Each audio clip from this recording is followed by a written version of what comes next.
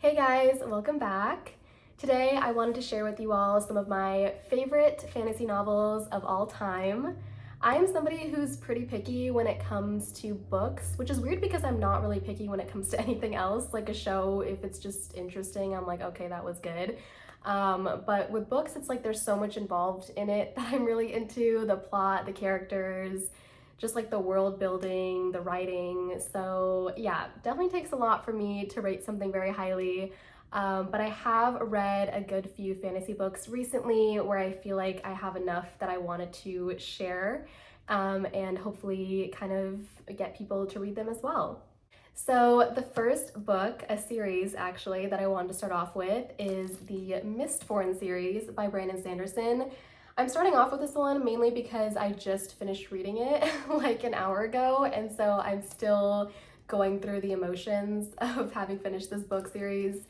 There's three overall, and I started this book back in like the first one back in like November, and I just finished it now in February. So this definitely took me a really long time to get through.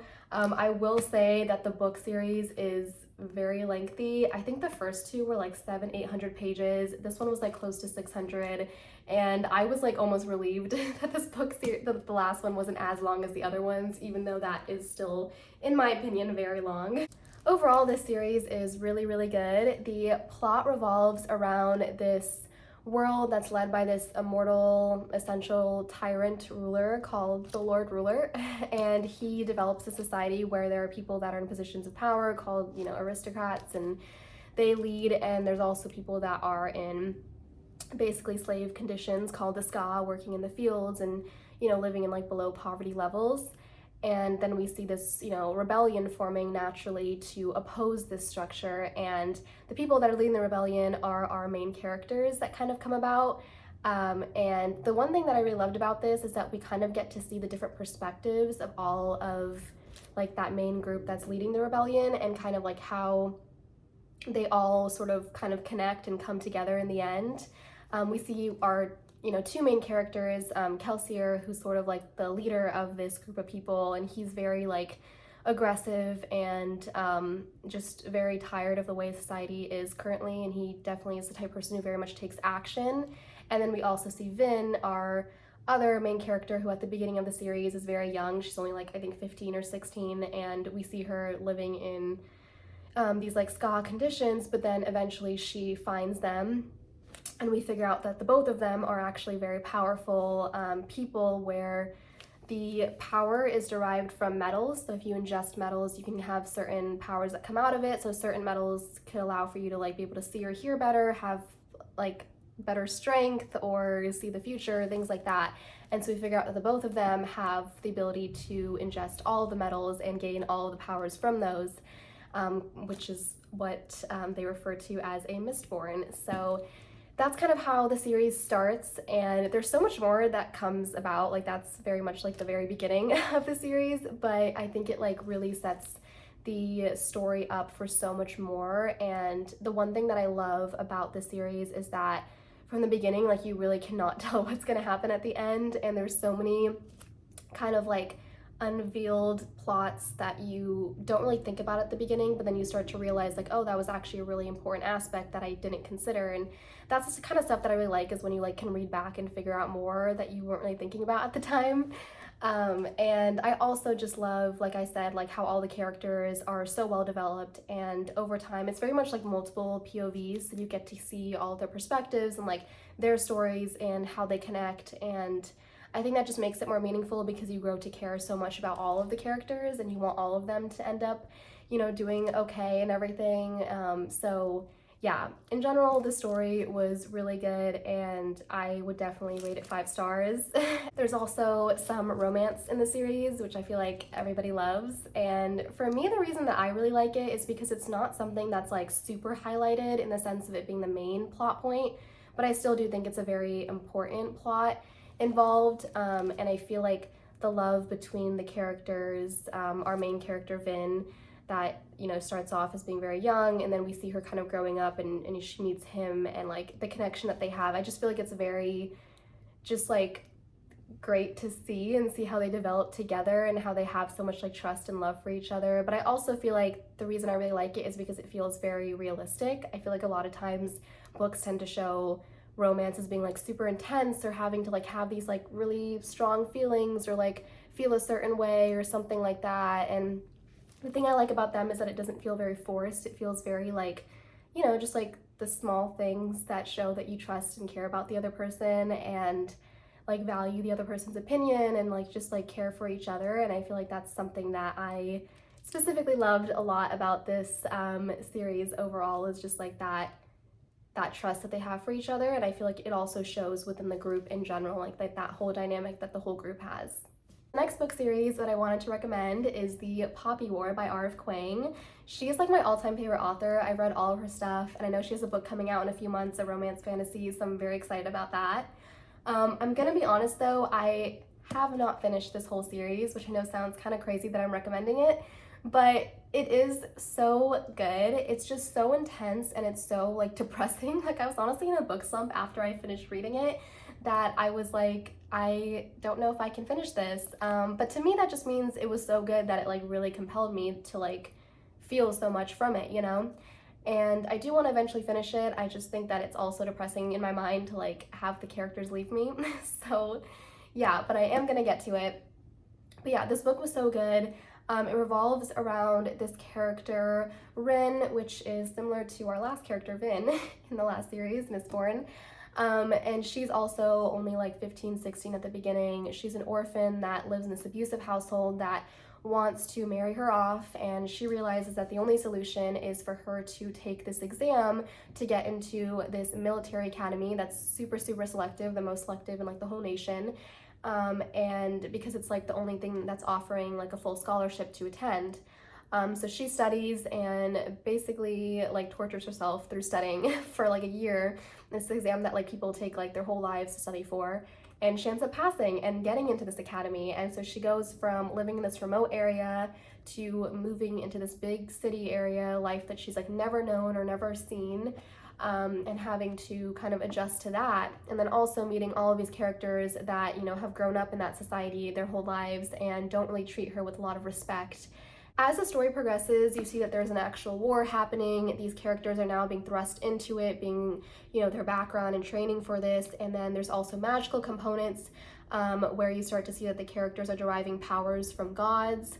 And these gods have like individual, you know, abilities and stuff like that. And it's very interesting because there's kind of like, you know, a fine line between like what's, you know, considered good or evil. And I feel like there's a lot of like questions about that and questions about the character's actions, you know, even our main character herself. A lot of it is very like, you know, you're not really sure how to feel about the characters a lot of times and like what they end up deciding to do.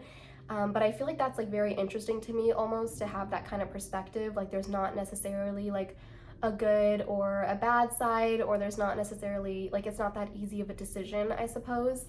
But yeah, it's definitely, you know, there's a lot to think about with the characters, and there's a lot to understand about like them and like how they connect and like how they make their decisions and stuff. I do want to give a warning though that this book does deal with a lot of really dark and intense themes. It is based on actual East Asian history, specifically the Second Sino-Japanese War. And even though obviously it's not fully accurate, there's a lot of fantastical elements involved and everything like that. I do still think that there is a lot of traumatic events that occur based on, you know, realistic actual events that have occurred. So I would definitely look into it prior just to make sure that you're comfortable with that kind of stuff, because I know for me it was like a shock to read about it and not realize that there was actual connections to real history and everything with it. The next book that I want to recommend is another one of R.F. Kuang's, Babel.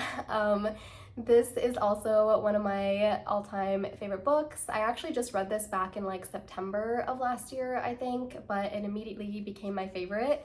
It's just such a amazing novel. I love her writing, and in this one, like, it honestly made me feel like I was like getting smarter just through reading it because she writes in such a like just like intelligent way, and a lot of it is also related to like translation, and so you kind of like understand the origins of like words and stuff, which I always have found very interesting.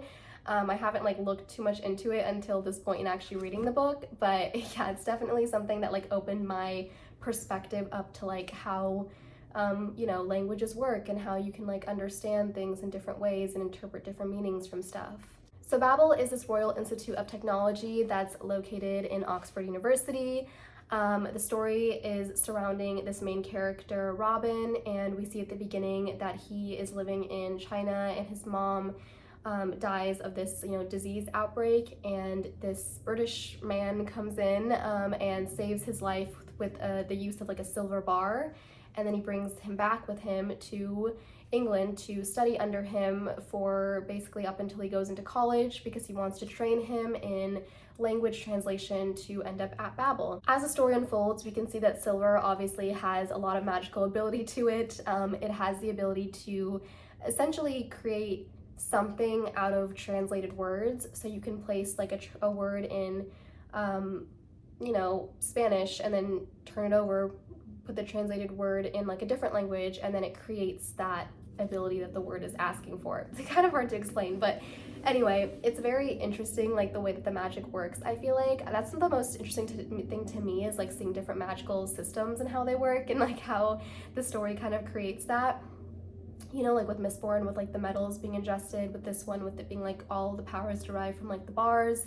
So yeah, and then as the story unfolds too, we start to see that there is, it deals a lot with like a British imperialism, and we start to kind of understand the characters. A lot of them are, you know, people that were taken from their homelands and forced to kind of like grow up and learn about this use of translation, but just to benefit, you know, the people that live in these like high class societies, not necessarily their countries that are like going through a lot.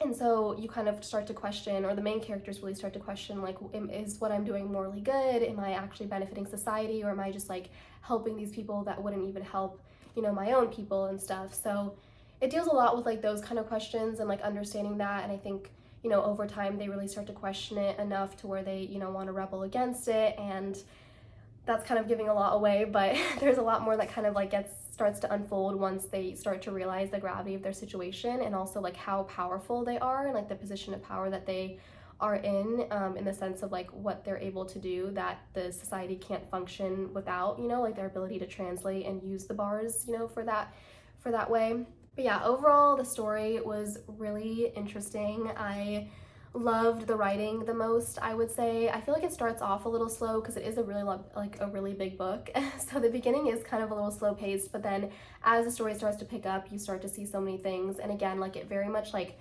connects to a lot of small stuff you wouldn't notice at the beginning. So that's what I like the most about it, is that there's a lot of like random connections that you start to notice, and like can kind of start to like figure out like what the ending is going to be in a way, which is also fun. So yeah, overall I would very much highly recommend, as I would pretty much most of her books. The last book series that I wanted to recommend is called Divine Rivals by Rebecca Ross. This is a duology, so I read it pretty quickly, which was really nice. I always love those. But it deals with these two characters, Roman and Iris, and it is mainly a romance, I will say. It's like an academic rivals to lovers, but it does deal with a lot of fantasy as well.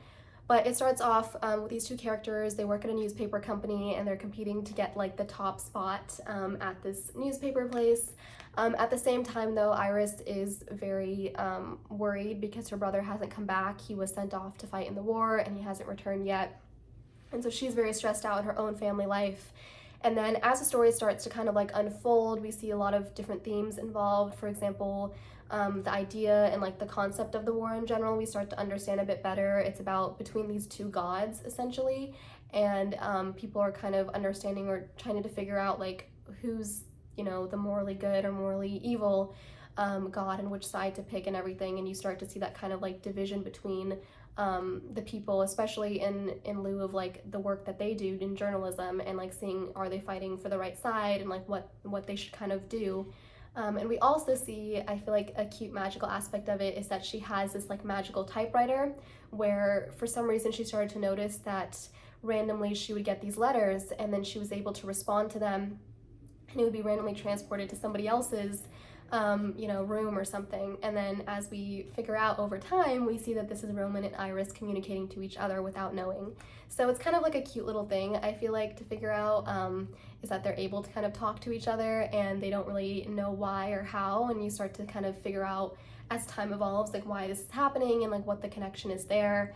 But yeah, overall I would say it was pretty cute, and I think there was a lot of like hidden, meaningful messages as well within it, and yeah, I would definitely highly recommend that one as well.